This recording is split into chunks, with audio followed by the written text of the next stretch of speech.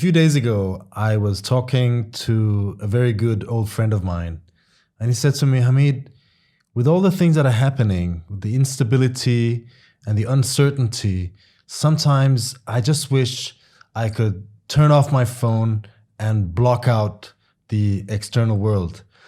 And it made me think of an old saying by an old Greek general and politician called Pericles, who said, just because you do not take an interest in politics, it doesn't mean that politics won't take an interest in you.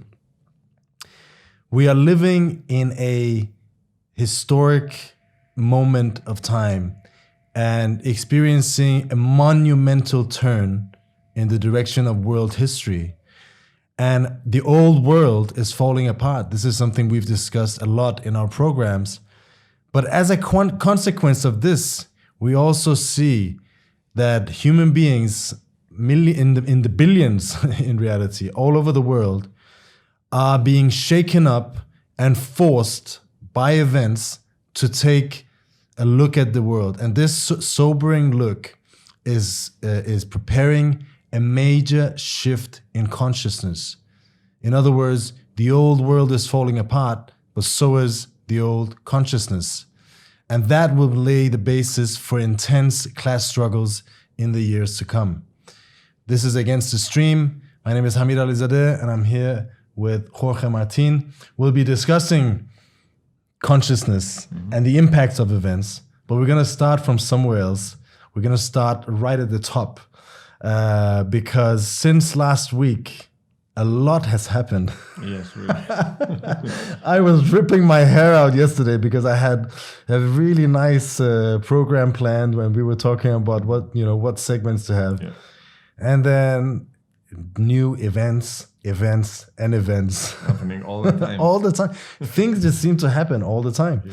Yeah. But it seems like such a long time ago. But there was a meeting just after the day after we had our last show on Friday between Volodymyr Zelensky and Donald Trump. It was a press conference in Washington, in the Oval Office. And what a press conference. I think in the history of press conferences, this one must take one of the top spots. At the end, Trump said, I think this is going to make good television. It did. In fact, me and some friends actually put it on and watched it while having drinks and eating snacks. It was entertaining, but it was also of great significance for world events at the same time. Absolutely. Because, I mean, as I said, I watched the whole thing. And the one thing that was very clear was throughout the thing, Zelensky appeared very agitated. He insisted on coming to Washington. This press conference was called because the Americans wanted to sign a deal for the future mineral rights of Ukraine. We talked about this deal before. We don't need to go into the details. But there was a framework deal that was reached, and the Americans just wanted to sign it on a ministerial level. As high top officials, diplomats basically could have signed this and everything would have been fine. But Zelensky insisted they wanted to come to Washington. In fact, the whole thing they had been going back and forth because the deal was originally, the actual text of the deal was put to the Ukrainians at the Munich conference. Yes. When Vance and Hexet were in Europe. Yeah. Then the Ukrainians said, no, we're not going to sign it. Then they said, yes, we're going to sign it. Then they wanted to change the terms. So they've been going back and forth for 2 weeks.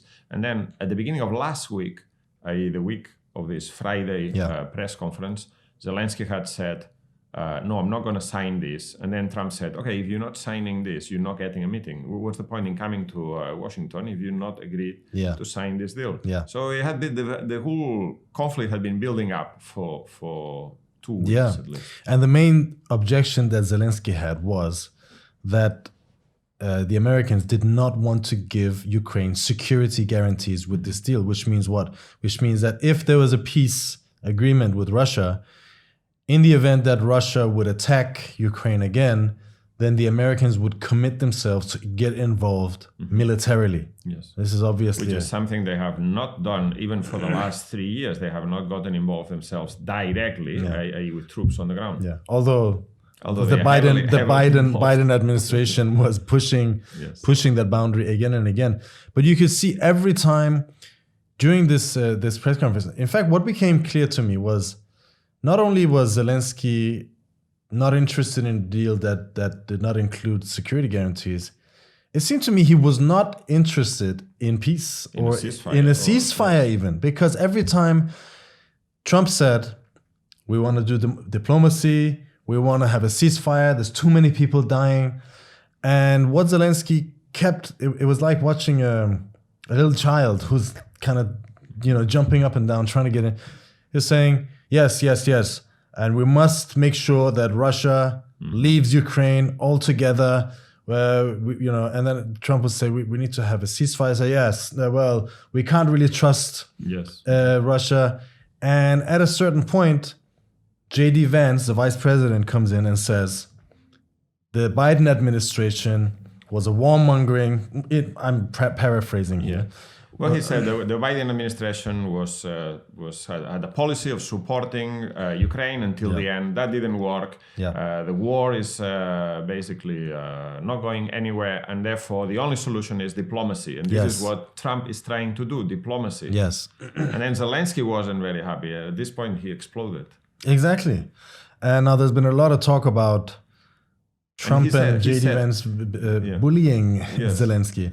I guess in a way you can say that because this is the mightiest politicians on the planet. And they have all the cards They have all their cards in there, and he doesn't. Yes. But what Trump was saying is, you don't have the cards in your hands. What does that mean? That means, as we've explained many times, Ukraine and the West has lost this war on the ground in reality, not in press conferences, not in statements and resolutions. In real terms, they've lost the war. They don't have anything to negotiate. He also said, if you make a deal with us, you will have a minerals deal. A minerals deal with us. You'll have a certain guarantee, because Russia would think twice about attacking a country where we have significant economic interest. Yes, that is true. That is a fact. It's true that this deal was a robber's deal. It's very vague the way that it's put in motion, but the way that it's been talked about by the Americans is a very, very brutal deal, which would dominate huge sectors of the Ukrainian soil. Mineral extraction, but also ports, communications, these kind of things. Basically means the carving up of Ukraine between the US and Russia. But that's also not something new. The Biden administration and the so-called collective West before that had already turned Ukraine into a proxy colony. Yes. And they already controlled large parts of Ukrainian economy. And there was already talks about, sending commerce delegations to look at places to invest, to privatize, basically how to loot the Ukrainian state or whatever was left of it. Furthermore, it was Zelensky's idea. Yes. This question of the mineral rights was Zelensky's ideas in his so-called victory plan at the end of last year. And he said, in order to guarantee further support from the West and from the United States for this war, which is now coming to an end, in order to guarantee further support, we're prepared to basically sell out the country. So here's these minerals, take it. And the French have now come out and say... We've been negotiating. They've been negotiating since when? Since November, October, I can't remember. The French armed forces minister said, no. We were there before. We would like to sign these minerals for ourselves. Yes. So it's a complete farce. Yes. It's basically the selling. But I think the main thing that Trump really hit the nail with was he said, "You are playing with World War III." That is the meaning of security guarantees. What is the meaning of security? The meaning of security guarantees is pulling America into this conflict militarily, i.e. provoking a clash between America and Russia, which would lead to what? Third World War, the annihilation of the human race. This is also what Marco Rubio said yesterday. Yes. He said, he was in, was it a Fox News interview, I think? And he said, listen, to be frank, this is a proxy war. It's a proxy war between America, which is supporting Ukraine, and Russia. And these are two nuclear powers. Yes. And therefore, this war must come to an end. Exactly. Basic point that they're making. Exactly. Now, this shows Zelensky's mentality. This. I mean, if you look at him, he seemed quite unhinged, and he seemed temperamental and childish. You can imagine that he's been put on a pedestal, taken all over capitals, praised and given standing ovations in parliament around the world, and he's totally concentrated power in his hands in Ukraine. There's been purge after purge. It's probably isolated within a very small clique of people who are of yes men. And he bases himself on PR. Yes. Even the military operations that he orders is all for show in order to get more support from the West to continue this. Continue the war. And in the end, to drag everything that he's been doing for months and years has been to drag America into this war, constantly crossing the red lines of the Russians with the backing, full knowledge of the Biden administration. I mean, we've said it before. Biden has come out in his biographer quotes him as saying, Zelensky wants to pull me into World War III. And there's lots of examples of the fact that they know this. And they allow him to cross the red lines of Russia, which shows their mindset as their complete irresponsible mindset as well. And Trump called him up on that. Now, it's also true that Trump and Vance, they showed the real balance of forces. When you talk about Ukrainian sovereignty, we saw what the relationship really is. They were standing there with the boots on Zelensky's throat. In a way, saying this is U.S. imperialism decides. Now, Zelensky didn't accept any of that, wasn't having any of that. He went on Fox News immediately after, and they asked him, they said, well, don't you think that you should apologize? Refused to apologize, refused to rescind any of the things that he's been saying. In fact, now there's a lot of talk that since then Trump has frozen arms deliveries to Ukraine. They've also cut military intelligence, live intelligence, as far as I understand, which is what they use to the targeting of command centers and moving targets, and also alerts for incoming air raids and missile attacks from Russia. Now he's come out with a long message saying, "Oh yes, and praising Trump, and oh yes, thank you so much, Trump." It's almost like he's actually taking a piss as well, and saying what happened in the White House was regrettable. But as Alan Woods, our comrade and colleague, said this morning, that's not an apology. The regrettable could mean that it's regrettable that Trump did what he did. So it's kind of gone to his head in a way. But nevertheless, I'd say that this message was written under pressure, because obviously he can see that they are squeezing him, and even I'd say the media is full of reports about this, that even Starmer and Macron have put pressure on Zelensky, try to impress on Zelensky that he cannot defy the U.S. imperialism. You can think whatever you want, but the U.S. imperialism, as they say, they have all the cards in their hands. What does he expect to get? Yes. And precisely Macron and Starmer, they had prepared. They had prepared. They had prepared this meeting. There was a run-up to this meeting. Macron went to soften up. Macron went to the Oval Office and bowed to the new emperor, and then Starmer went there in this disgusting with a letter from the king, touching Trump, saying, "This is unprecedented. Oh, you can come and you will like this. You will like this." It was. I mean, disgusting and surreal and tragic to watch at the same time. But what they really wanted, the Europeans are terrified because if America makes a deal with Russia, pulls out of Ukraine, essentially pulls out of Europe. What are the Europeans going to do? So therefore, they had made all of these preparations, and then as the last kind of step in this plan, they were sending in Zelensky to finally sign the deal, and the hope is to put enough pressure to butter up Trump as much as possible, so as in one way or another to tie America down in Ukraine. To the continuation of the war. Exactly. Yeah. And then they had a conference on Sunday. A summit in London. A summit where they announced the coalition of the willing. Sounds very live. But in fact, this coalition of the willing wasn't so willing after all. I mean, just less than 12 hours after this summit in London, to which they invited only countries they thought would already agree, right? They didn't invite everyone. No. So they had this summit, and then Starmer ended up by saying, we have 4 points that we want, and this and that. But first of all, the coalition of the willing can only work in order to ask the US if they please can provide military backing for European peacekeepers. Yes. Now, even this very meek demand, very groveling demand to the United States didn't work. One, because no one's prepared to send peacekeepers, other than, it seems, France and the UK. The Polish, the Spanish, the Germans, they already said, count us out.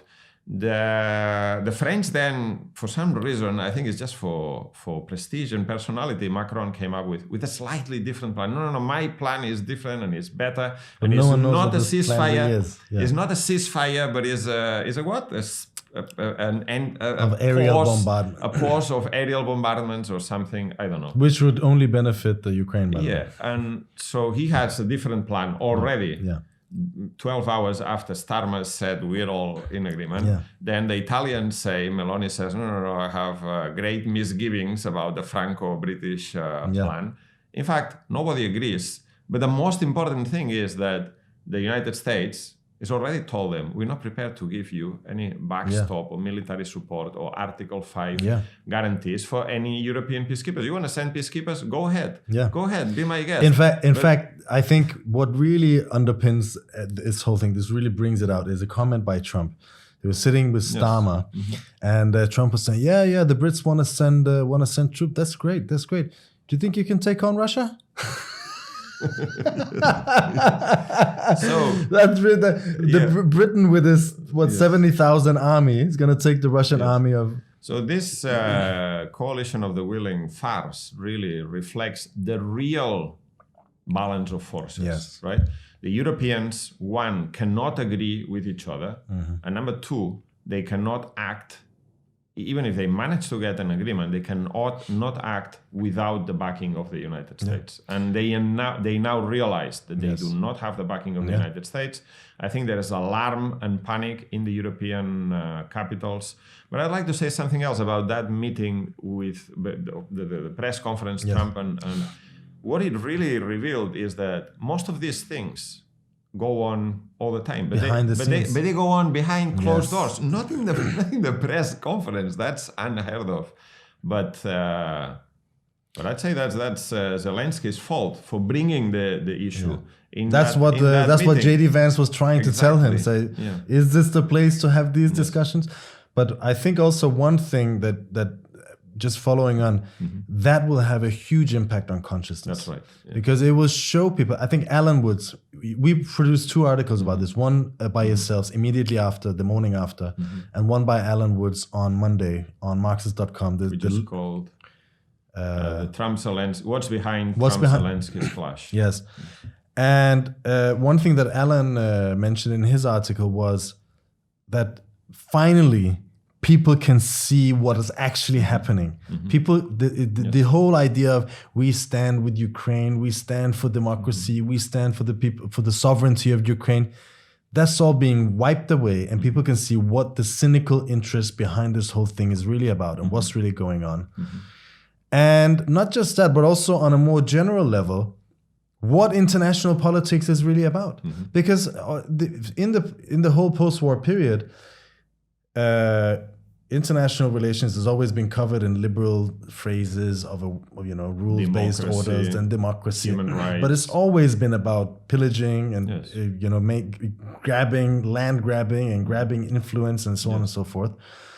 And this is and will have a huge impact on consciousness. You can't push this rabbit back into the box. People are shocked. Yes. But they now have seen. That's important. And I think that this, let me just make this little point. Bernie Sanders, when was it? Yesterday, the day before, he tweeted something about, he said for 200, did he say 250 years? 250 years, the United States has stood for democracy. Yes. And apparently now it no longer stands with Putin or something. I don't know. Yeah. But for 250 years, the United States has stood for the. I mean, Bernie Sanders does know about U.S. imperialism. He's denounced the role of the United States, say, in the coup in Chile in 1973. What is he talking about? What is he talking about? All the regime change operations. Basically trying Vietnam, to whitewash 250 years of U.S. imperialism. Iran, Guatemala, Nicaragua, Venezuela, Honduras, everywhere, the Congo, everywhere they've intervened in order to defend the interest of U.S. imperialism without any regard for democracy, overthrowing regimes, assassinating foreign leaders for 250 years or more. And I mean, it's completely scandalous. And it's completely scandalous that he's covering up for the old order. And the attack, the criticism that the old order has of Trump is not that he's an imperialist, but it's that he's actually saying things as they are. Yes. And he's actually playing a role of revealing all of this to people and bringing it out from and here you have that is dangerous from a point of view from their class interests. Yes. In fact, also from Trump's class interests in the long run, because this is going to turn against himself. Yes. And here you have the left, instead of saying, yes, this is all true, that's why the whole system must be brought down, including all of the billionaires, whether they're new or old. He goes up and in defense of the old order. Yes. But just to continue, this question of Europe, just thinking of this Trump comment to Starmer, you guys can take on Russia? All right. This shows that without the support of America, European imperialism would not be imperialism, would not be a very strong, because they've had this umbrella of U.S. imperialism, the military, diplomatic, economic protection of America, the nuclear deterrent. They've been going around the world, bullying people, pushing different countries into submission, pushing their own agendas.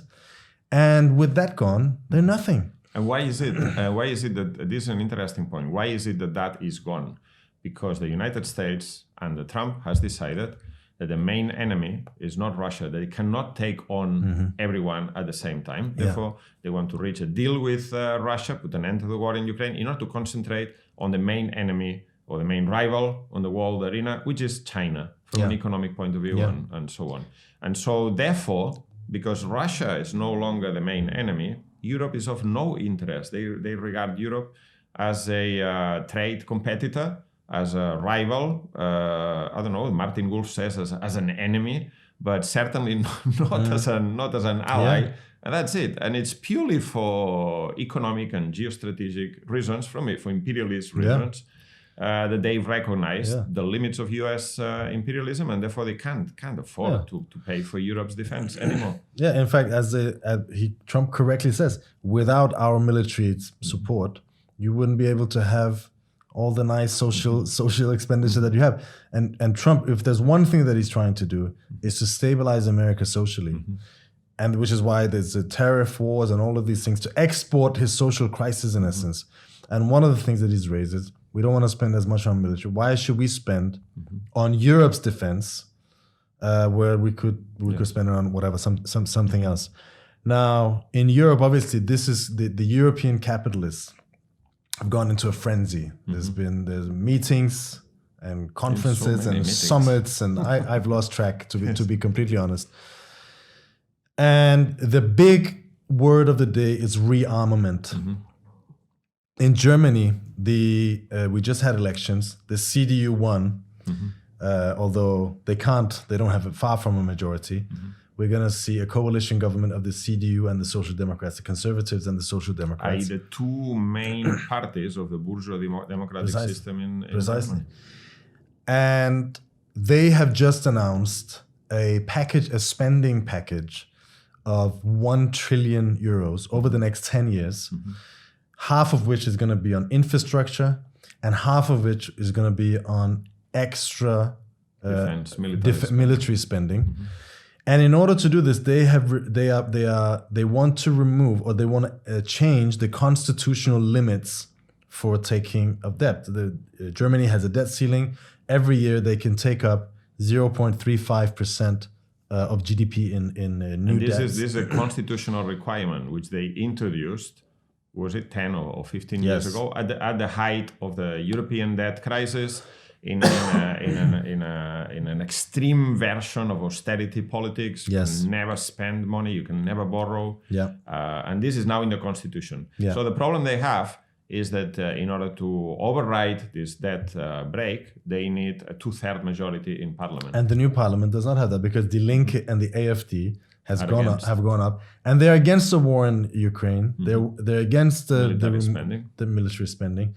We should also say, just before we get to the next point, what actually happening is that the CDU campaigned on fiscal responsibility and on not touching the debt ceiling. So these elections have voted for not touching that. That's absolutely clear. The election was when? Was it 10 days ago? 10 days ago, yeah. Something like this. Yeah. And now the two main parties of Germany, which do not have a majority, they're now going to use a trick. And the trick is that they're going to recall the old parliament, where they have a narrow majority, narrow 2/3 majority, and approve these measures. This is bourgeois democracy. Just to say, they don't have 2/3 majority. That is with the FDP, the liberals, who are out of parliament. They've been wiped out. And the Greens, who were in the previous government, I can't remember. Anyway, so this is the whole of all of the establishment parties, in essence, coming together, overriding the popular will. Yes. What kind of democracy are we talking about? The shared values of the EU. And they can do that. They can find a way of doing this, overriding democracy, formal democracy, in order to find money to spend on military spending and rearming Europe. Yes. And just as a segue, they talk about democracy. They say that there's been democracy undermining behavior in Romania.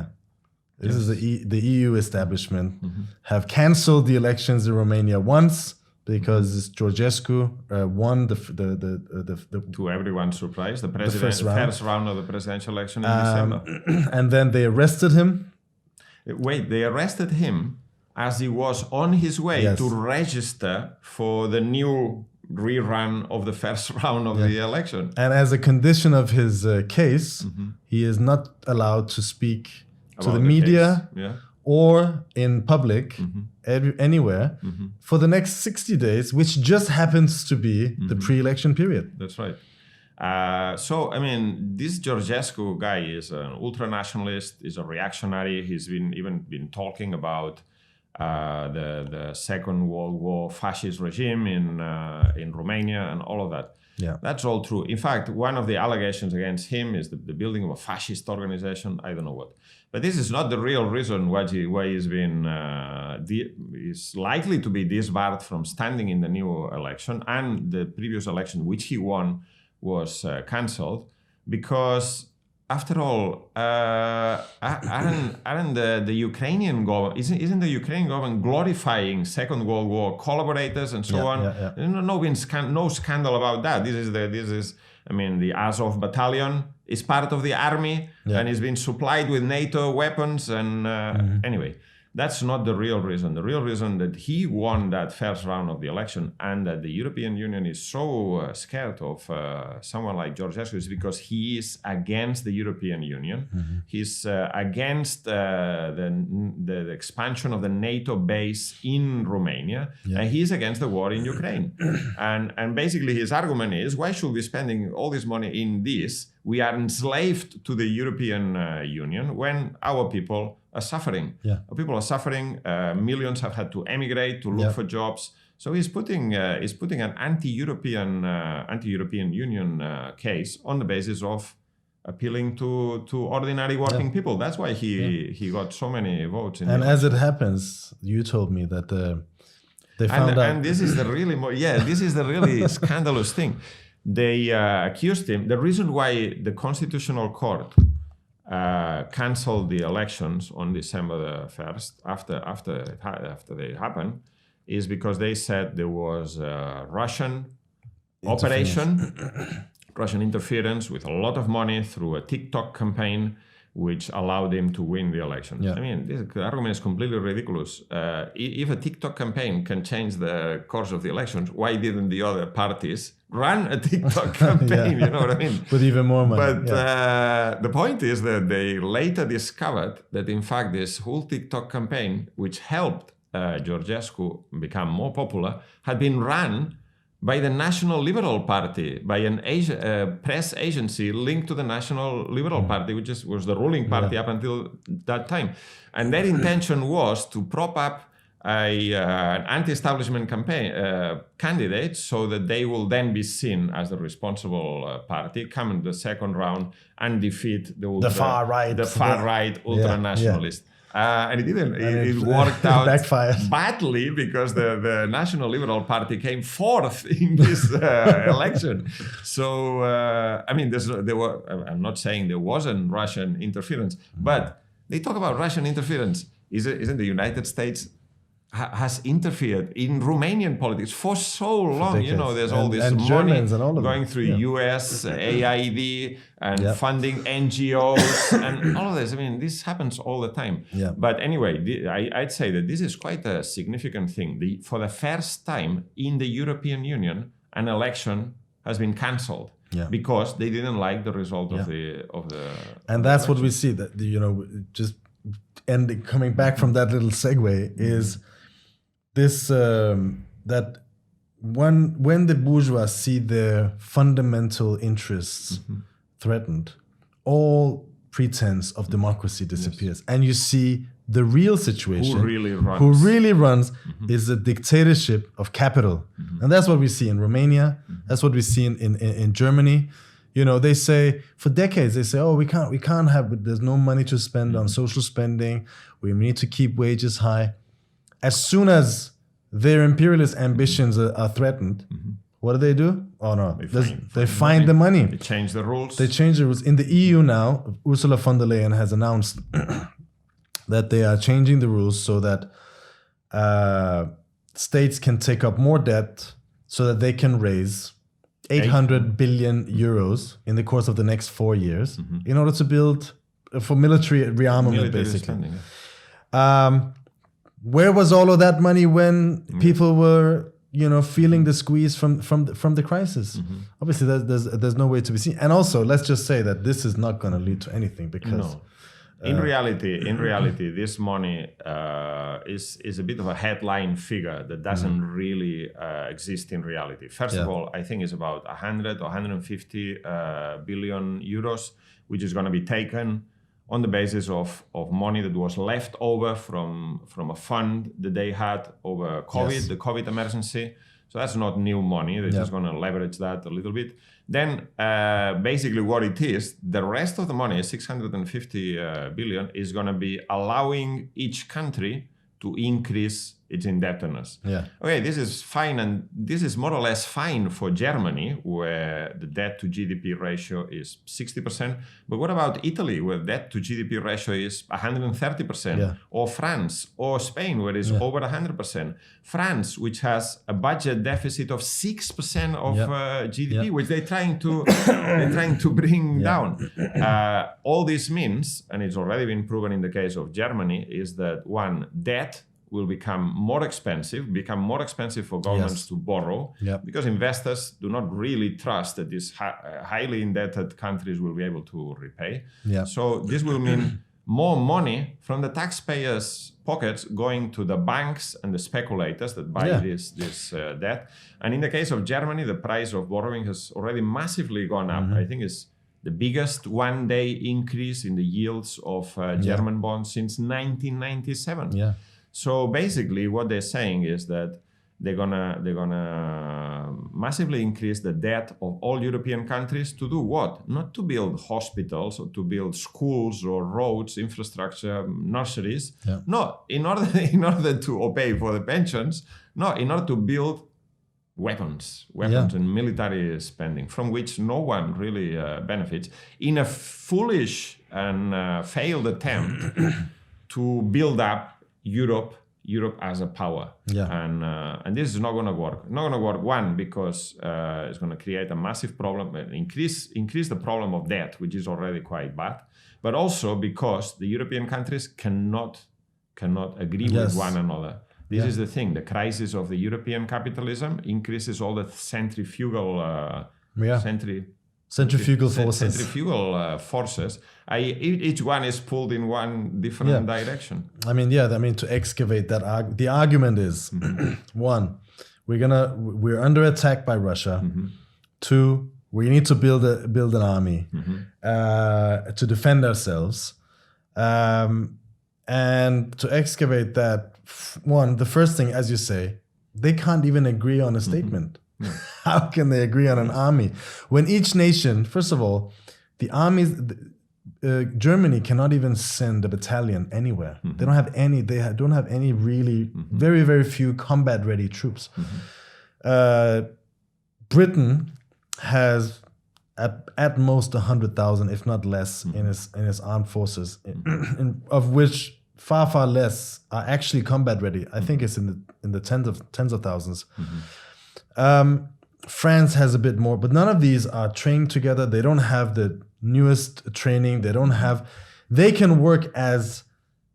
can be slotted in different parts of a US intervention, let's say in Iraq or in Afghanistan, where also they have the overwhelming advantage.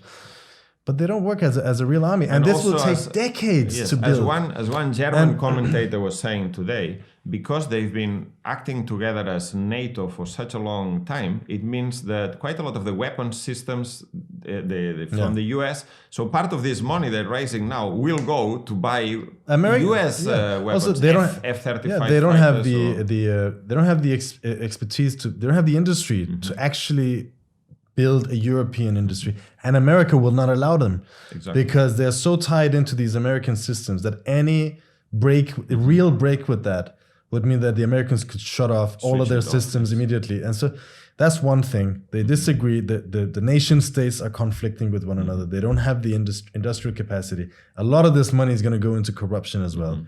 Then there's a second argument, which is we are under threat. Actually, they are the ones provoking this. If we look at the situation now, who has an interest in peace? Who is actually sitting at the peace table waiting? It's Russia. And the Europeans and the Ukrainians are sabotaging any attempt at reaching an agreement. They were the ones who followed the Americans in provoking Ukraine. Now they have to acknowledge take the responsibility. Their own detriment, to their own economy. Now they have to take the responsibility for that. But they are the ones who keep provoking. They are the ones who are talking about war. The Danish prime minister, a disgusting creature she is, went on the 3rd anniversary. She went to Kiev and she was talking about erasing the red lines. What does it mean to erase Russia's red lines? That we shouldn't care. She's been saying this for a while, by the way. It means going head on against the world's biggest nuclear power. Who is it that we should be afraid of? We should be afraid of our bourgeoisie here in Europe who are causing this type of instability. Ironically, Denmark does not have any nuclear weapons, but it's part of NATO, which has nuclear weapons, US nuclear weapons. Exactly. But the US is now attacking Denmark over the bigger threat to Denmark is the US. Yes. Of course. But they want to tie down America to protect them so that they can they can have a seat at the table, because without America, they're nothing. Now, the third argument is, as you said, what is this going to mean for ordinary people? There is an article. Let me just find it here. It's quite a remarkable article in the Financial Times yesterday, I think. I forgot to write down the date here. It's called "Europe Must Trim Its Welfare State to Build a Warfare State."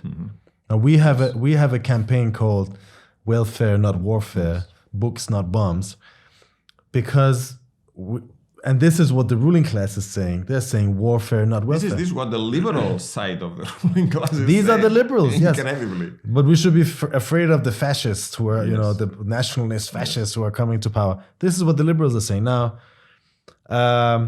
he says, basically, the guy says, we're under threat, we're in deep danger, and we need to militarize.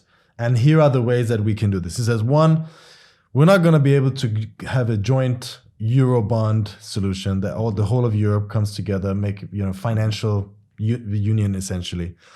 That's not going to happen. Then it says no tax increases. It says we can't raise the taxes because this is going to be unpopular. And we can already say that in Britain, a government with huge mandate hasn't entirely recovered from the autumn's tax rising budget, even though its brunt fell mostly on business. And then twice, Emmanuel Macron has incurred protests that shook the French state. Mm-hmm. The first was against a tax rise. So they're afraid of the class struggle if they go for tax rises because they're felt more directly on every individual. And then they say... basically what he's saying, incidentally, is we cannot get a parliamentary majority for such a policy. Exactly. And then... Then he goes on to say, but the welfare state. Mm-hmm. And he says this, he says, anyone under 80 who spent their life in Europe can be excused for regarding a giant welfare state as the natural way of things. In truth, it was the product of a strange historical circumstances which prevailed in the second half of the 20th century and no longer do. One was the implicit American subsidy through NATO, which allowed European governments to spend a certain amount on butter that might otherwise have gone on guns. And then he goes on, and that is a fact. The bourgeois, I think Alan always says, come to the same conclusion as the Marxists, but with a significant delay. And it's true. From the opposite opposite class point of view, the whole of the welfare state was the result of a historical anomaly, exceptional period, where for a whole series of reasons, we saw a massive upswing together with American support and the American umbrella covering Europe, which it saw as a frontier against the Soviet Union. Which also meant that they were afraid of rising class struggle and the example that the Soviet Union showed. On the other side, you had no unemployment, you had basic benefits, free education, free healthcare, housing, all of these things. They needed to do this in order to compete, in other words. But those things don't exist. The economic upswing is long gone, and the America is retrenching now, which means the threat of the Soviet Union is no longer the threat of there. the Soviet Union is gone. And then he says this, at the end of it, he says, he says basically, we need to cut our services. And the question is whether the public agrees. I've come to doubt whether rich democratic societies can make difficult reforms, except in a crisis. Chronic discomfort is not enough. An element of real fear has to come in, as perhaps it has now. What does it mean? What he's basically saying is also that the European ruling class is hyping up the threat, the so-called threat, perceived threat of Russia, in order to justify massive cuts in social spending and the building up of the military. Exactly. He says chronic discomfort is not enough. In other words, the past 15 years, since 2008, with massive cuts in public spending, that is chronic discomfort. That means going around feeling a little bit uncomfortable all the time. But it says what is really saying is that we need deep cuts, and in order to get that, we must hype up the fear and the threat of Russia. It must be painful. I think it says at one point, it says it must be painful. Exactly. It must feel the pain. So yeah, I mean, this is the perspective of the ruling class, basically. But this is also what Rutte said, the General Secretary of NATO, about a month ago. He was speaking at Davos, and then he was speaking at the European Parliament. And he said, you will have to take unpopular decisions. If you increase military spending, you must increase military spending, and therefore you must cut social spending. He said pensions, he mentioned specifically pensions, healthcare, education, all gone. There are some of the representatives of the bourgeois have a slightly more nuanced understanding. There's a right-winger called Alison Pearson. She wrote for The Telegraph on the 4th of March. an article called Starmer's saber rattling over Ukraine is dangerous nonsense. We're in no state to fight a war. I think this woman is a lot more realistic. Yeah. And he goes, this article, first of all, is hilarious and it's worthwhile a read. She puts the point across from a right-wing perspective. And she says, our army is non-existent or in very, very weak shape. What the hell are we doing provoking Russia? Which is true. Basically, we should be making a deal with Russia. What is it that you guys are doing when we know there's an economic storm coming, which is going to destabilize everything? And she ends the article in these terms. She says, what I do know is that our prime minister has no business bigging himself up and making boastful offers on our behalf during a highly combustible situation when our armed forces are in no position to deliver on his pledges. Starmer should devote himself to saving this country from the coming economic storm. The character Keir Starmer resembles most right now is not Winston Churchill, this is a good one, but Lord Farquaad in Shrek. And this is a quote from Lord Farquaad, who says, "Some of you may die, but it's a sacrifice I'm willing to make." There's only one question to put to the British people. Are you willing to let your sons and daughters die for the Donbass? I make that a resounding no. Says, what are we doing? Provoking Russia, pushing ahead with this megalomaniac adventure.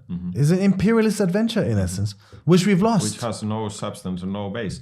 There was another letter, a letter to the Financial Times by a guy who I think was the former conservative Secretary of the Exchequer, and he said, he was more of from a serious point of view, but he was making the same point. Look, the British Army is in no state to play an international role. And instead of spending a lot of money on prestige projects, which come late and over budget, we should be spending on other stuff like drones, electronic surveillance and counter-surveillance and modern means of war instead of these mammoth projects that go nowhere. This was a guy who obviously knows his stuff. He was giving a lot of facts and figures about the actual state of the British Army, the fact that the last two cruise missiles that they misfired and missed the targets. And she makes the point that they bought two major aircraft carriers for billions of pounds. First of all, they couldn't afford a nuclear engine, so they have a diesel engine. I imagine like a tractor, which means that they can't, a nuclear engine means they can sail for years. Well, with a diesel engine, they have to go in the pump station. And an aircraft carrier also requires 8 ships in a carrier group. But as far as I understand, the British Navy only has 12 of these ships. So they can only sail one of them at a time. They also don't have enough jets to man both of these.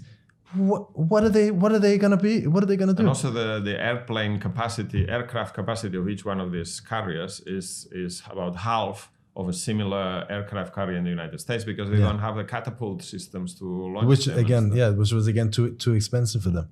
This is just a prestige politics from an empire that died a long time ago, but still tries to big himself up as that. This is comical in a sense, but it's also tragic because what they're basically saying, Rachel Reeves, the British finance minister, Chancellor of the Exchequer, she said that they're now going to have to find massive cuts in every department between 2 and 11% in order to fund this military spending. So this is a major issue. Yes. And it will lead to class struggle. Definitely. Now, before we get to that, there's another point. Yesterday, Trump did his State of the Nation address to the American Congress. And it's clear in the past few days we've seen the tariff wars are on the rise. Yes. The moratorium that he put on tariffs on Mexico and Canada are finished. Which means that now the United States have put a blanket tariff on almost all sectors. 25% on Canada and Mexico, and another 10% on China, which takes it to 20%.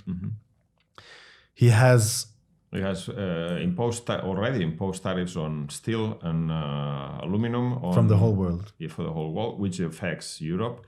And the only thing is that there's now been an exemption for a few. The three main U.S. car companies have lobbied Trump. They said this is too complicated. Lots of our parts come from different. Let's wait for it. So he's given them an extension. Yeah. But he's preparing another blanket tariff on all countries of the world that's going to come into effect on the 2nd of April. Yes, he's announced that they're looking into any country that imposes tariffs or taxes, such as VAT in Europe, that also counts as a tariff apparently, and the United States will impose the same equal retaliatory tariff.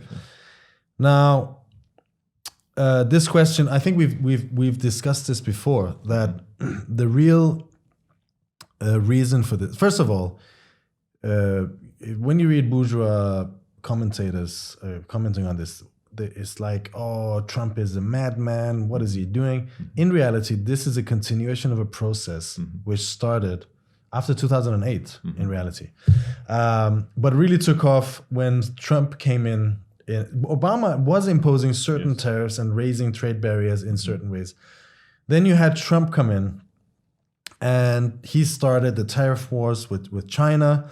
He ripped up some of the free trade agreements that the Americans had.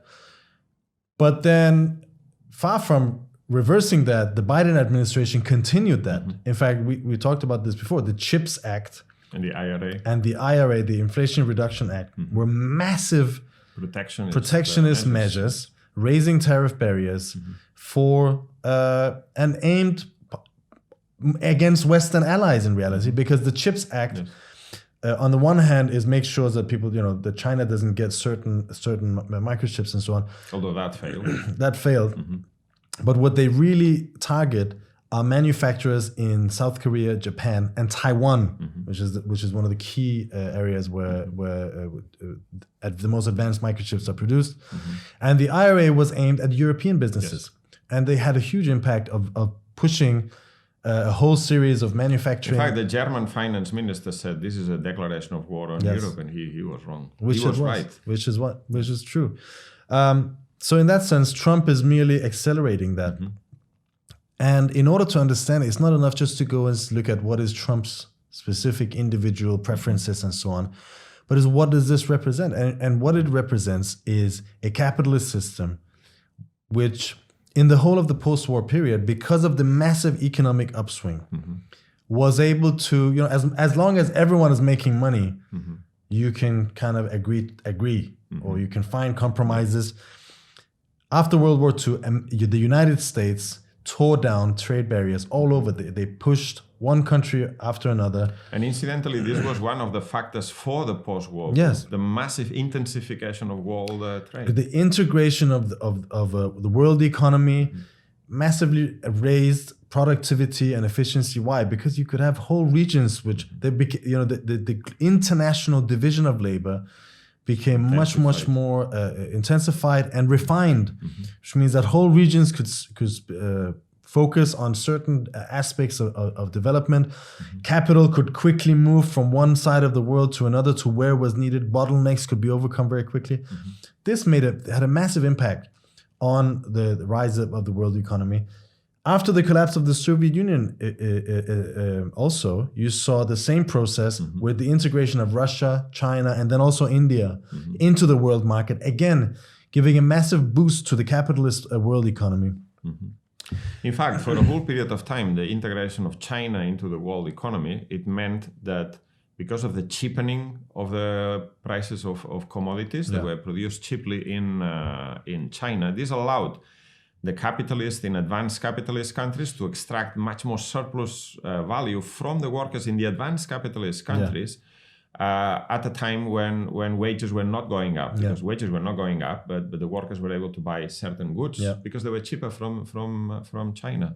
So this had an important effect of maintaining a certain degree of social stability in the West. After 2008, that was over in the sense that the world economy never overcame that crisis. And to the contrary, we've seen very weak booms and continuous general decline and decay of the world economy, in particular the Western economy. Which means what? Which means that the struggle and competition for markets has increased. And also what we see with Trump in particular, that the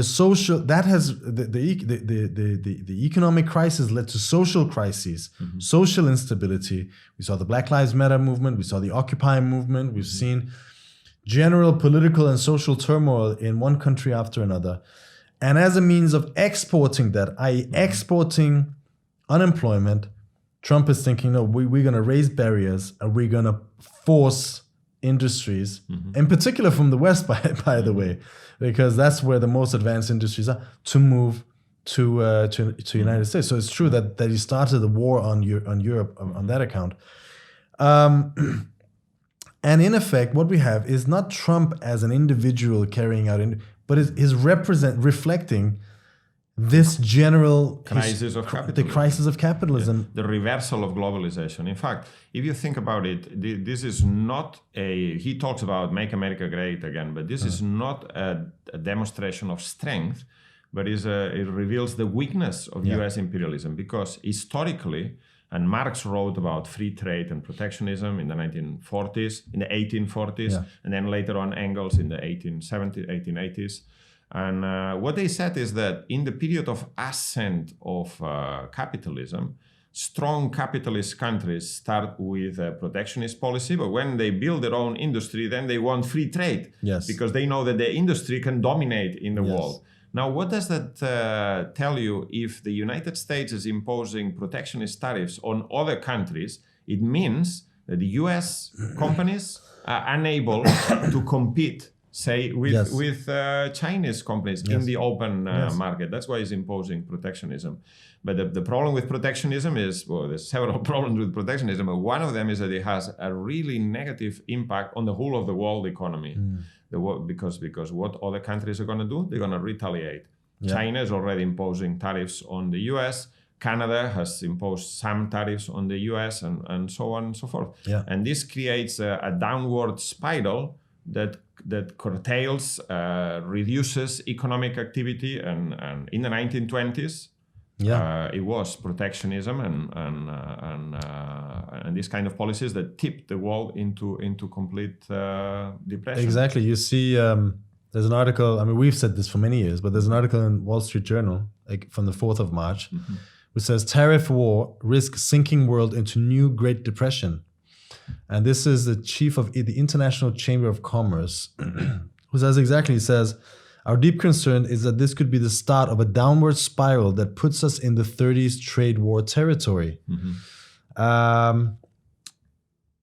High tariffs, this is the journal writing, high tariffs on foreign goods imported into the US in that decade contributed to the damaging global recession. The downturn plunged nearly a third of the global workforce into unemployment and slashed production at heavyweight industrial economies, Germany and the US, by half. This is what we're talking about. First of all, as you said, Trump's actions are an admission of the inability and unwillingness of the American ruling class to develop the means of production. That's one thing. But what it's also doing is the inability of the world capitalism to develop the means of production. And on the contrary, they are now moving into a reverse of destroying. So what we're seeing is a race of, reaching the bottom last. This is who can fall the least or the slowest. That is what we're really seeing. And in the process, they're destroying all of the achievements of the past period. That's what we're going to see, that a huge part of the achievements of the development of industry and technology, the delicate web of world trade, which is a highly advanced thing. It's a huge achievement really for humanity. In fact, if you look at it being undermined now. From an historical point of view, capitalism played a progressive role in developing the national market and breaking down with feudal particularism and localism. But it reached the point where the national market ceased to be a progressive, ceased to be big enough for the development, for the productive force that had been developed. And then you saw the rise of imperialism. Yeah. Countries were forced to invest and export the products and then finally export capital. This was generally a progressive development, but a development that meant that the national state had now become, over 100 years ago, a barrier to the development of productive forces. Yeah. And now in its epoch of imperialist senile decay, what the capitalists are trying to do is to go back to the national market, strengthen the barriers of the national market, therefore destroying existing development of the economy. Now, when you look at the liberals and also when you look at the left, what you often see is an uproar, a hysteria in a way that, oh, what's going on? This guy is doing it. And yeah, he is ripping the whole thing apart. Mm-hmm. That is a fact. But the idea of a return to the old world order, which is what a lot of these people, including people like Bernie Sanders, are reflecting, that's a complete utopia. And it's a reactionary idea because it means, first of all, it's impossible, but it also means rallying behind the old ruling class, the ruling class that Trump is fighting for, which is still in power, still controls the vast majority of the world. In that sense, you can say Trump is still an outsider or the smaller, element here. But there's no way of doing it. There's no way. You're also giving illusions in the idea that you can actually solve this crisis within capitalism. Donald Trump he's an individual, but he's an individual who is reflecting the general trends of world capitalism. In effect, that's what gives him his strength, because he sees the way that history is moving, and he kind of bases himself on that. He sees the dissatisfaction with the working class. He sees the overstretching of American imperialism. He sees the contradictions building up in the world and American economy, and he leans on that in a way for his own reasons. And also, go on. But what I wanted to say is that, but he is only a symptom himself as well. And what he reflects is a complete dead end of the system. Now, there is an article by Ted Grant, one of the founding theoreticians of our organization, in February 1968. It's called "The Left Must Fight for Socialist Alternatives." And he talks about it even then. He says, "The lefts have no realistic alternative policy except those of selective imports and controls of foreign exchange. But Britain economically is not an island, but a part of the world economy and subject to the world market. It is impossible to introduce import controls without reprisals and absolutely impossible to control foreign exchange while the economy remains capitalist. The capitalist world would find thousands of loopholes and black market means of avoiding such restrictions. It would cause a terrible panic in the stock exchange and a real crisis of confidence and lead to an even greater fall of investment and thus of production and employment." Now, he's arguing against the left back then, who was talking for isolationism and protectionism. In order to protect Britain. Yes, British capital. From US competition. Yeah. But it says, but it's not a question of plots by foreign or British bankers. The measures would cause chaos unless accompanied by real measures to change society, which is at the root of the problem.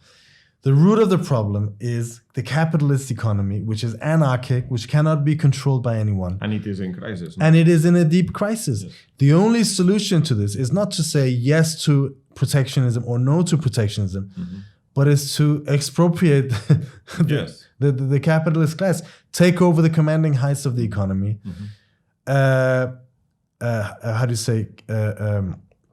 Get rid of private property of the means of production, and plan the economy on the basis of a democratic, rational plan. The Revolutionary Communist International has a section in the United States. Revolutionary Communists of America has a section in Canada, the Revolutionary Communist Party, and has a section in Mexico, the Revolutionary Communist Organization. Now, the communists in Mexico will tell you that the situation prior to these tariffs are going to cause massive disruption of the economy in Mexico. Mexican economy depends, 27% of GDP depends on exports to the United States. 80% of Mexican exports go to the United States. But what's the situation that existed before? The situation that existed before is the crushing domination of US imperialism over Mexico through the medium of free trade. In 1994, they introduced NAFTA, the North American Free Trade Agreement. And NAFTA had many consequences, negative consequences for the Mexican economy. One of them was the destruction of Mexican agriculture, because it couldn't compete with the more mechanized, capitalist, technologically developed agriculture in the United States, which also receives massive state subsidies, to a point where now, and this is incredible, now Mexico imports maize from the United States. So is that the situation we want? Do we want to stop tariffs so that we can go back to normal economic crushing? No, but obviously this poses a clear problem in Canada and in Mexico. This means that, say, in Canada, now the capitalists are saying, oh, we must defend Canada, workers and capitalists all together, all united, we want to make sacrifices. When they say we're going to make sacrifices, it means the workers are going to make sacrifices. Yes. And obviously the capitalist bosses in Canada, they're going to say, okay, we're going to close down this factory because it can't sell to the United States. It's not profitable to sell to the United States anymore. Who's going to pay the price? Canadian workers. So the comrades in Canada, quite rightly, in an article that was published yesterday, they say if there's any factories that are closed because of the impact of tariffs or under that excuse, the workers should occupy that factory, prevent the machinery from being moved, and start running it under workers' control. And I'd say, furthermore, these factories should be nationalized under workers' control. And obviously there is a very close integration of supply chains and parts and so on, particularly in the car industry, the auto industry. And but if these products cannot be sold to the United States, then we need to reorganize production on the basis of the needs of the people.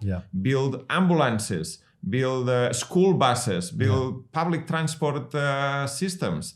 But obviously what this poses is the fact that in reality, this crisis cannot be solved within the limits of capitalism. Within the limits of capitalism, whether there's tariffs or retaliation or this idea of buy Canadian products and so on, is not going to solve anything. In reality, this poses the question of who runs society and in the benefit of whom. I.e., the only solution is the abolition of capitalism in Canada, in the United States, in Mexico, and all over the world. Because also I will say, it is not in the interest of US workers, these tariffs, because they might bring some investment here and there, but in the long term, the economic dislocation that they will create, this will stoke inflationary pressures, because many US companies will not be able to replace the supply chains. They will still buy foreign products. You can't dismantle world trade altogether. 25% more expensive. And who's going to pay for that? The workers. The workers who, many of whom, have voted for Trump because he promised to put an end to the pain of inflation and Biden. So this is going to provoke an intensification of the class struggle. And I think it's completely wrong, and it's typical of the trade union bureaucracy. For instance, in the United States, Sean Fain, the leader of the United Auto Workers, gone along with this. He is in favor of tariffs. He's in favor of tariffs.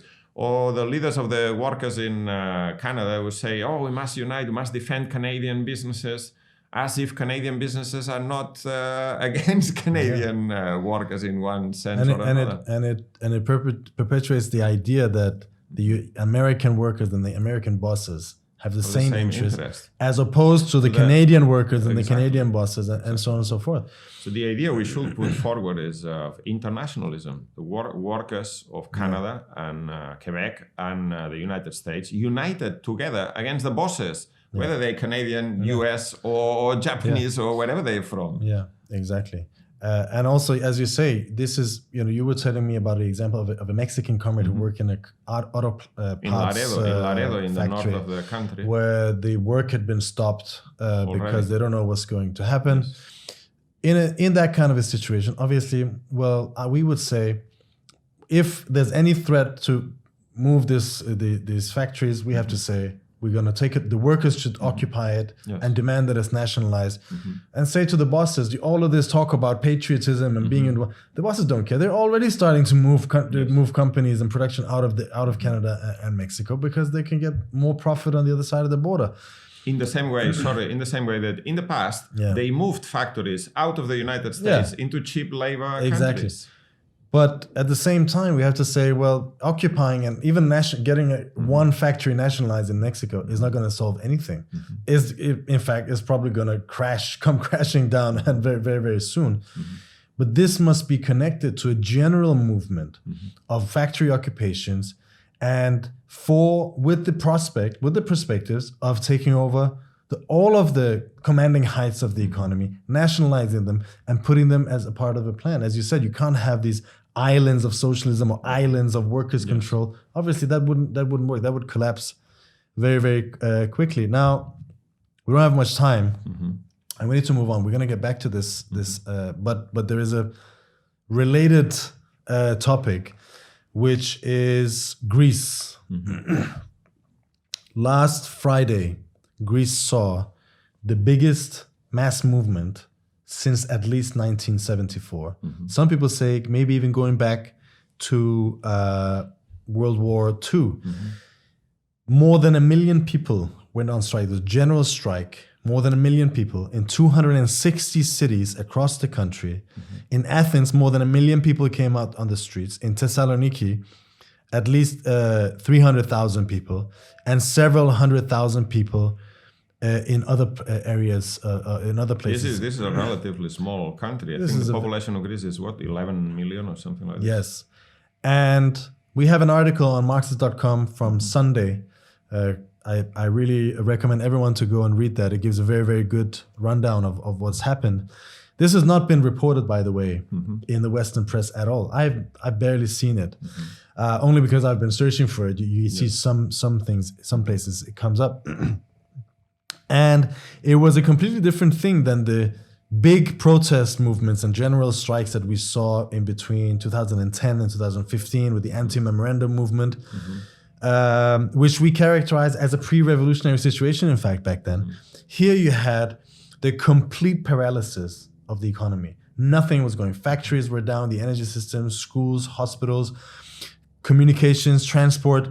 The only transport that was working, as far as I understand, was taxis were taking people to the town squares where the protests were taking place. Some buses were running, and some other means of communication of transport were running to transport people to the places of congregation.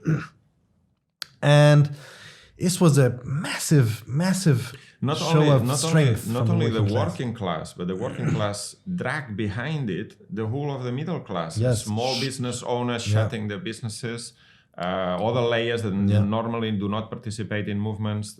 The whole of society behind the working class. Yes, and as you say, one thing just to. But what's the reason for this? Well, yeah, let's go.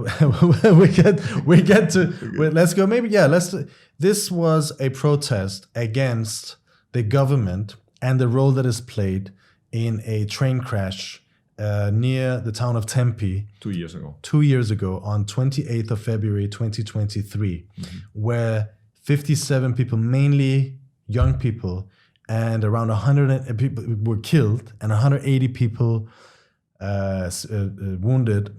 This was the worst train crash in the history of Greece. And this was a collision between two trains, essentially. There was a signal failure. Well, this is the crux of the matter. What was the failure really about? But there was a collision of a freight train on the one hand and a passenger train on the other in full speed. And there's been a huge scandal about this train crash because, first of all, even before the crash, the railway workers' unions repeatedly warned against. They talked about a coming disaster. Political opposition parties were raising this. There was a whole series of warnings about the dire state of the train system. At every level, the warning system. I was listening to a podcast with one of the main investigators who was investigating this thing. He's an plane crash investigator. Now he's been investigating for several years. He said at every level the system was failing. There's a warning system which tells train drivers if there's a train on the next part of the tracks. And they're supposed to be green, so you just pass by them. If they're red, you know, okay, I should brake because there's a train in front of me. And these in Greece were just always red. According to EU directives, you have to have them running. But they were in Greece permanently in temporary disrepair, which means that they didn't work. The communication systems between the train drivers didn't work. There's just a never-ending line of things that didn't work. The whole way that the station masters, there's been several reports just pinning the blame for all of this on one of the train drivers and a station master. But the whole way that the station master was severely overstretched. They were undereducated. There was lots of nepotism going into the hiring of these people. Again, failure after failure, systemic failures after failures. And all of this was fully acknowledged and known beforehand. And immediately after, the other thing is, there were videos. One video in particular shows a massive fireball coming out of this train. This is not supposed to happen because this is an electric train, and there are no fireballs coming out of electric in any crash. This is a singular thing, which indicates, I think this has been established, that there were very illegal fuels being transported on this train by the freight train. None of this has been investigated. A few days, I think 4 days after the train crash, the whole site was paved over. Rubble was taken and dispersed all over the country. Parents of some of these children are finding the remains of their children miles away because the bulldozers just rubble. You know, as the first thing you do in a crime scene is that you cordon it off. This was not done. Again, within a few days, all of the blood samples from the victims were burned, were destroyed.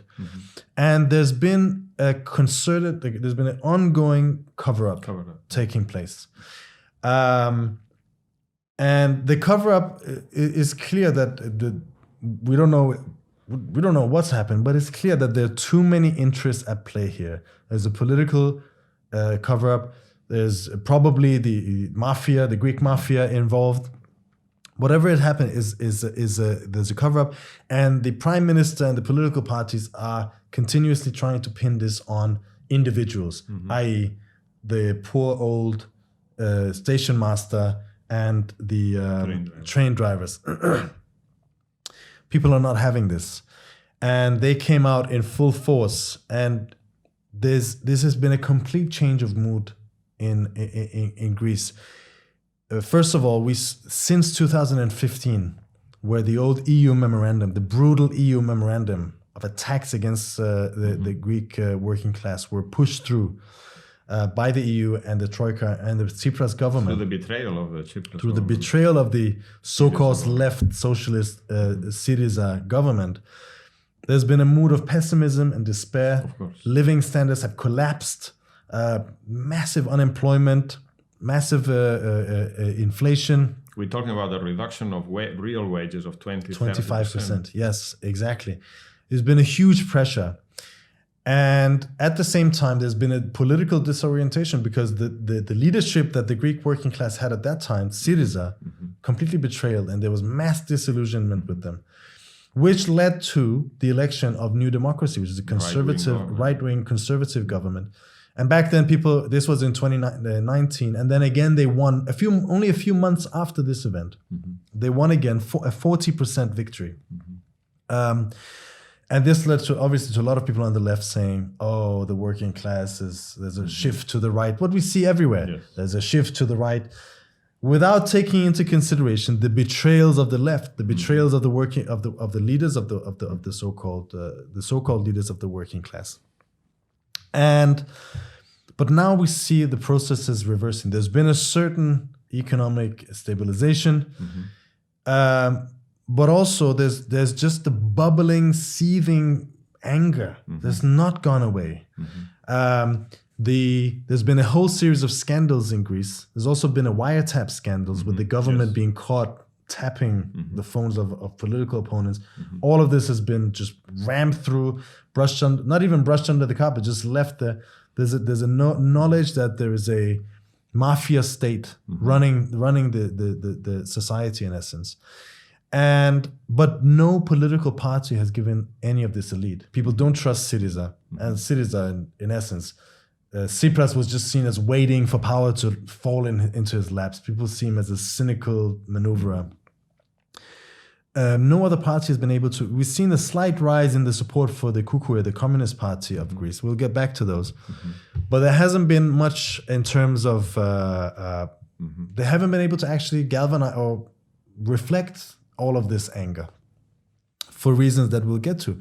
But what has happened is the association of the families of the victims. They have, and one of their leaders, the main leader in particular, they have played a very, very important role. They've been very, very radical, attacking the government in a very uncompromising way. And they are not seen as a part of the establishment. This is a situation where all of the establishment parties are being discredited. The same situation we see everywhere else in Europe, in essence. And they called, finally, after 2 years of all of this, they called the protest on the 26th of January. It was huge. Again, hundreds of thousands of people. And then they pushed through a general strike. Now, we have to say that the trade unions in Greece have not taken this case up whatsoever. This was pushed, but the pressure from below and people seeing their dissatisfaction, their anger reflected by this association. And this has become kind of a national focal point for all of the anger that people see, all of the ills that this system and the ruling class and the mafia state and all of these guys have brought on the Greek masses. This is now being reflected in this movement. And yeah, we can say in a way that there was a revolutionary mood on the protest. People came out. I spoke with one of the comrades in Greece yesterday, and what he was saying was spectacular. He said, nobody expected this to be as big as it was. You know, we're talking, people say, oh, there's a shift to the left, shift to the right, the far right is rising. And everyone is sitting home thinking the same thing, buying this propaganda that the ruling class and the establishment and the left is spewing, that there's a shift to the right and no one is representing us. And they came out and everyone was surprised. Now, the political opposition parties who've tacitly been dragged along by this movement, essentially, there was an agreement that this should be a non-political movement. Typical. No slogans, no, just justice and, memorial and so on. But very quickly, the slogan that came out of the 26th of January was murderous. If that is an indictment of the ruling class, not just of the government, of the ruling class. And then on the 28th, not only, again, they hushed down, but people came out, again, not only did they say murderous, but resign. So this became an explicit... A political struggle, an explicitly political struggle, which shows how quickly consciousness can develop under the impact of events. All of this pent-up rage and anger, not getting a political impulse. And as soon as the working class comes out, feels its own confidence, feels its own power, we can bring society to a standstill. And its consciousness rapidly begins to develop.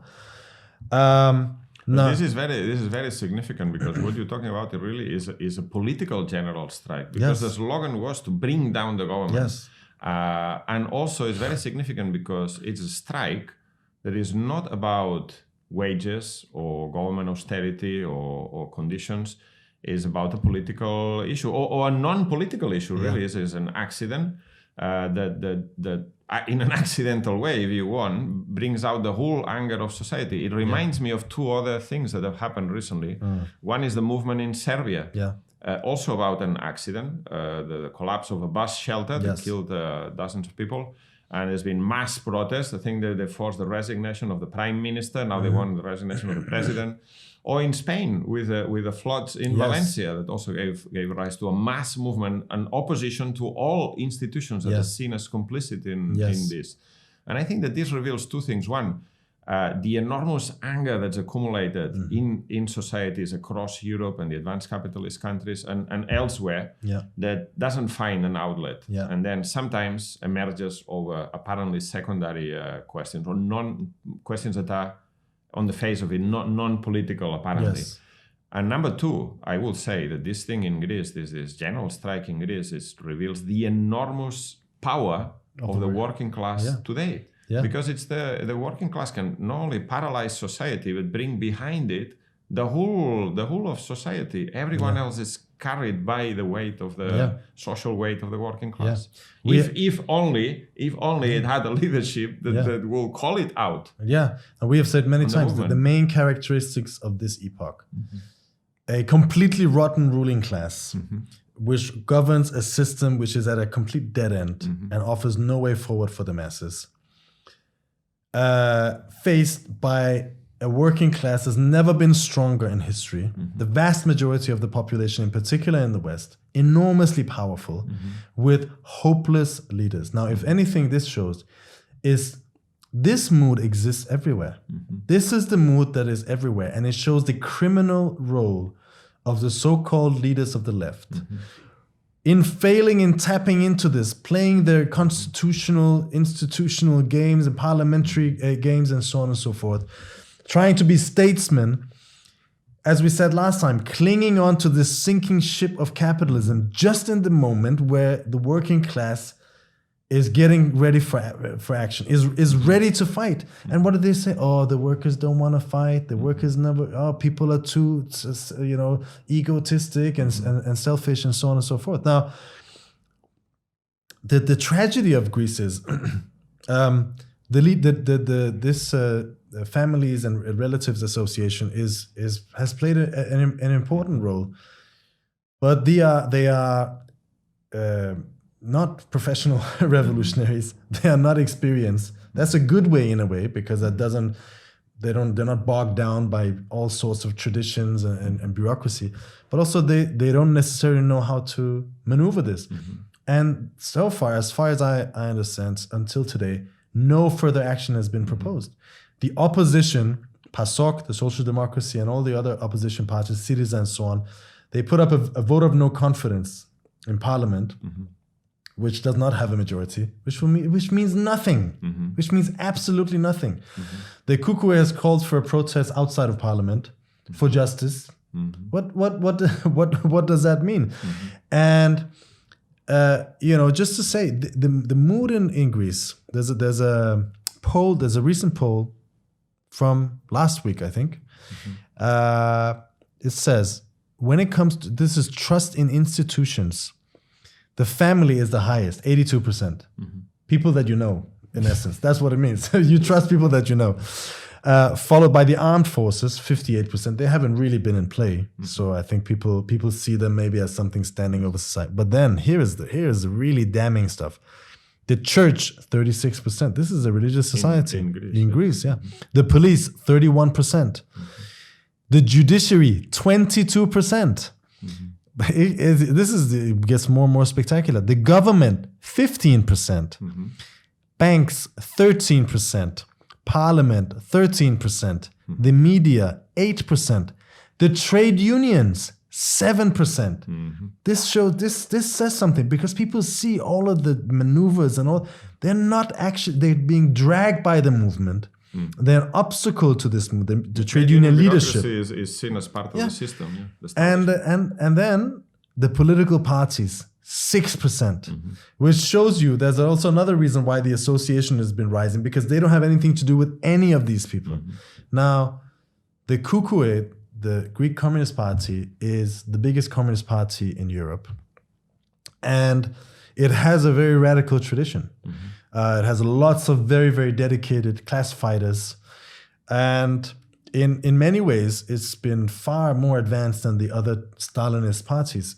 For example, in acknowledging, not falling for the idea of a multipolar world, anyway, taking many, many correct conclusions. But in this movement, again, they haven't played a very good role, which is why they haven't really picked up on anyone either. Now, when the crash first happened, they called for dispersed local daily protests. I not bringing people together to feel the unity and bringing confidence, but a measure that will tire people out. If you just have to go out by 50 people, 10 people, 12 people, 100 people, 200 people in every neighborhood, in every locality, that's just going to wear you down. With what prospect? The idea was justice, vague, and and that's it. Now, in these protests, they made a statement on the 1st of March, just after the protest, the day after the protest. They said, the solution today is not to use political developments as a pressure valve to diffuse people's indignation by pinning their hopes on a change of government or a change of the prime minister, so that the same criminal policy can continue unhindered with another government or other elected officials, i.e., they opposed the slogan of "down with the government," which is a progressive slogan brought by the movement itself. And it's true that it wouldn't be the end of it, but the downfall of the Greek government on the basis of a mass general strike would be a revolutionary achievement. Indeed. And it would massive. What they should be saying is not a change of government will not solve the problem. They should be saying down with the government for a workers' government, for a government of the working class. Precisely. That's what they should be saying. Precisely. They also don't, until yesterday, if I'm not mistaken, I've been looking into this, but I'm not an expert in Greek politics.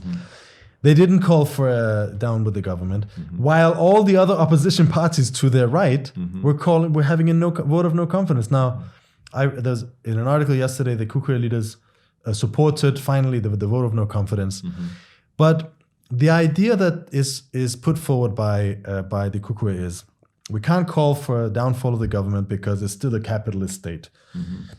We can't call for nationalization of the railways because it will be within a capitalist economy.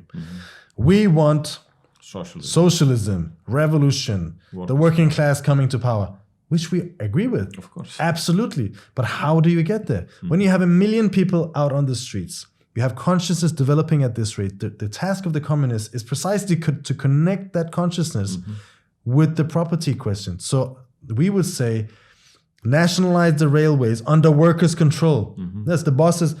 We don't have to have it under the control of the capitalists, and they have workers' control. And while we're at it, nationalize the whole of the economy, because it's the same people running all of the transport system and the whole of the industry and so on and so forth. By the way, this is also a reflection. This was a result of privatization carried out by the Syriza government. That's just an as a side. And then we would say what? We would say at the same time, arrest all of those responsible. All of the capitalists and all of the politicians should be arrested and put on trial for these crimes. And yes, we don't trust the capitalist state. We call for neighborhood committees in every neighborhood, in every factory, everywhere. We must organize committees of struggle who should be connected on a regional and national level in order to take power. Yes. That is what you would do when you have 1 million people on the streets in a general strike. Instead, and let's say you can't get the majority for this proposal, which could be. Yes. Well, you would have explained this issue. You would definitely have gotten a significant chunk of the people with you who were looking for a radical way out, and you would prepare yourself for the next movement. And in the meantime, the rest of the population would be thinking about you. You would engage in a conversation with the working class, with the past of the working class who are not revolutionary. You could say to those workers, okay, you are not revolutionary now. You don't believe, but look, within this system, there's only one way for you, and it's down. In order to survive, in order to raise ourselves out of this abyss, we need to take power in our own hands, political and economic power.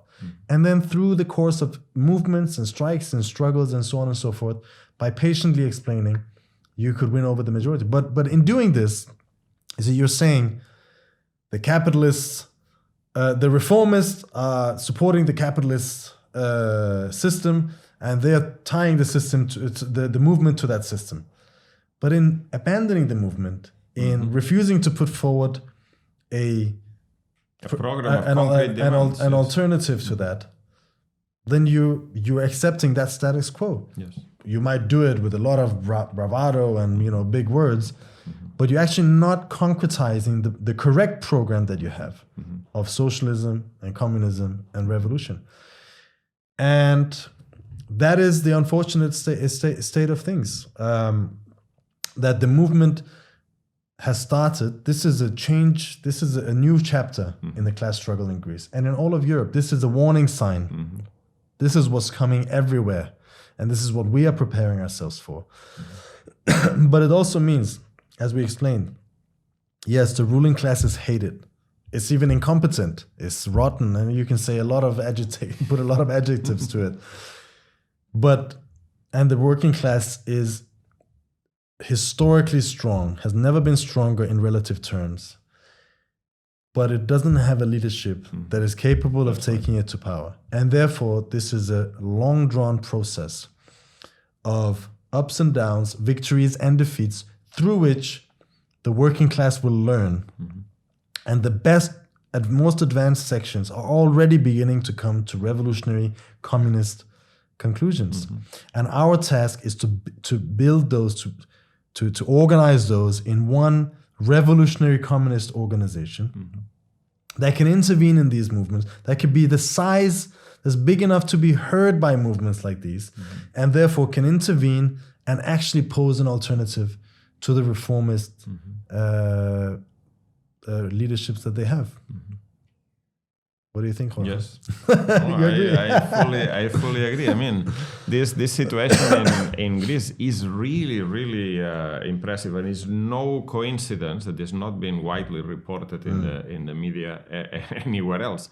In Greece, because they don't have any other alternative. But it shows exactly what you said: the enormous strength that the working class has today, and this glaring contradiction between the potential for the mobilization of the working class to paralyze society, to take control of our own lives, and the leadership that the working class has, which is completely pathetic, clinging to the system, clinging to the establishment, as some people say, rearranging the deck chairs on the Titanic, the sinking ship, and not offering a real alternative. And it is in these conditions, yes, that the right-wing demagogues rise to the top of the polls.